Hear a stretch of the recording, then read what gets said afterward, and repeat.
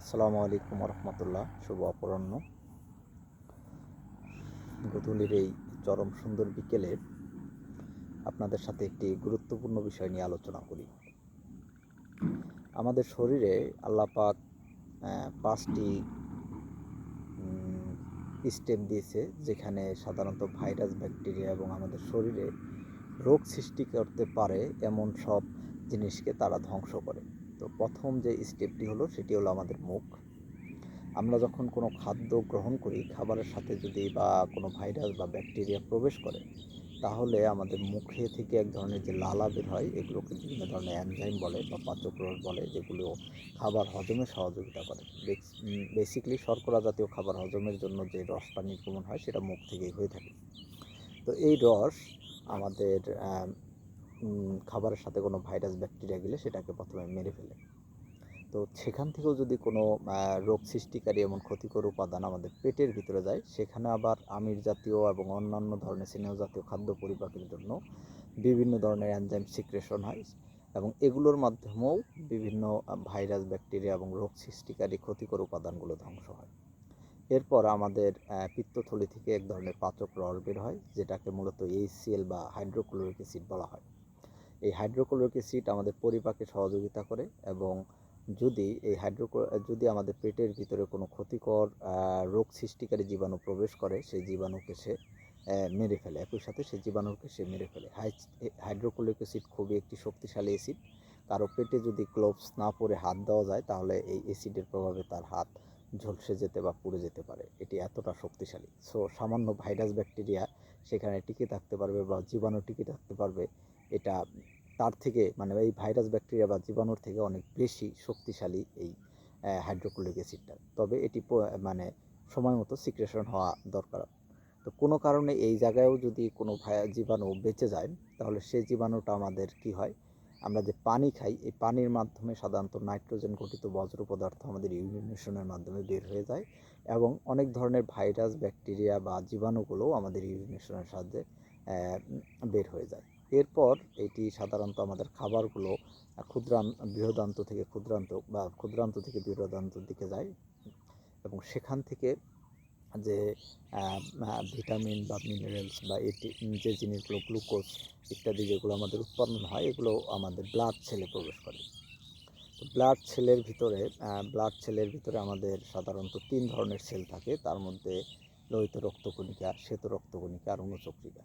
তো এর ভিতরে শ্বেত কণিকাও আবার আমাদের ভাইরাস, ব্যাকটেরিয়াগুলোকে মারতে সহযোগিতা করে, বা জীবাণু, শরীরের ভিতরে যদি রক্তে কোনো জীবাণু আসে, সেটিকে মারতে সহযোগিতা করে। এরপর লাস্ট স্টেপে যদি এখানেও কোনো জীবাণু থেকে যায়, সেই জীবাণুটা আমাদের শরীরের ছেলে আসে, নির্দিষ্ট ছেলে।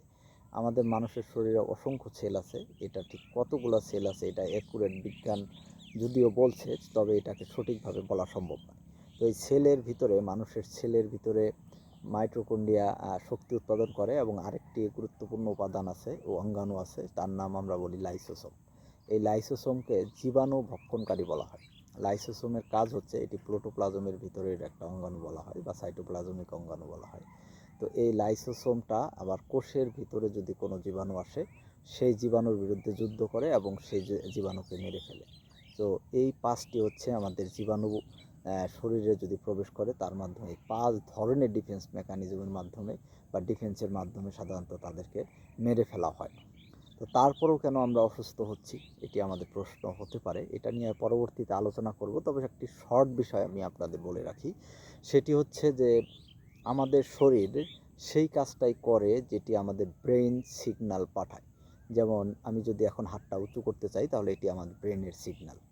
তো কোনো কারণে যদি মানুষ তার চিন্তার জগতে একটু নিচু মনোবল সম্পন্ন হয়, যা সাপোজ সে ভাবতে পারে, এটা করলে বোধহয় আমি অসুস্থ হয়ে যাব, সেখানে গেলেই বোধহয় আমি অসুস্থ হব, একটু ঠান্ডা লাগলেই বোধহয় আমি অসুস্থ হব, একটু পুকুরে নামলে এখানে জীবাণু আছে, আমি বোধহয় অসুস্থ হয়ে যাব বা অসুস্থ হব।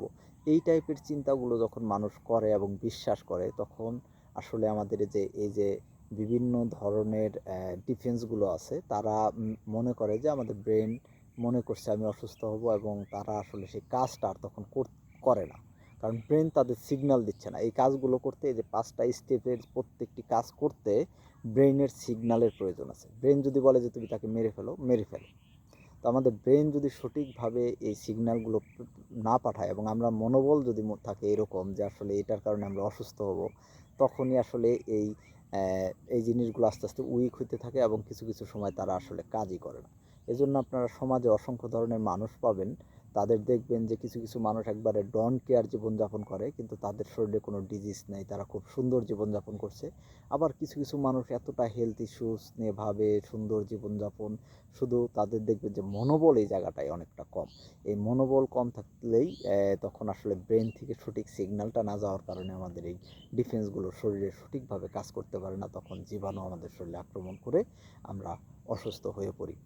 সো আমি কাউকে হেলথ নিয়ে কনসাস হতে নিষেধ করছি না। আমাদের অবশ্যই শারীরিক সুস্থতার বিষয়ে যে বিষয়গুলো বিজ্ঞান আমাদের উপদেশ দিচ্ছে, মেনে চলার কথা বলছে, সেগুলো অবশ্যই সত্য। যেমন তাড়াতাড়ি ঘুমিয়ে যাওয়া, টক্সিক খাবার না খাওয়া, বিষযুক্ত খাবার না খাওয়া, ন্যাচারাল খাবার দাবার খাওয়া, এই ধরনের যে কথাগুলো বলে এগুলো আসলে সত্য কথা। তবে এর পাশাপাশি আমাদের মনোবলগুলো এরকম থাকা উচিত যে ছোটোখাটো জীবাণু কখনোই আমাদের শরীরে এত সহজে আক্রমণ করতে পারবে না, কারণ উই হ্যাভ 5 ডিফেন্স।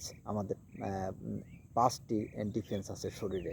তো 5টি ডিফেন্সকে মেরে তারপর পর্যন্ত একটি জীবাণু যখন আমাদের শরীর পর্যন্ত আসবে, এটি এত সহজ কথা নয়। সো সবাই ভালো থাকবেন, মনোবলের জায়গায় সবাই উন্নত থাকবেন, ইতিবাচক থাকবেন, আল্লাহর উপরে ভরসা রাখবেন। সবাইকে আবারও বিকেলের শুভেচ্ছা। ধন্যবাদ।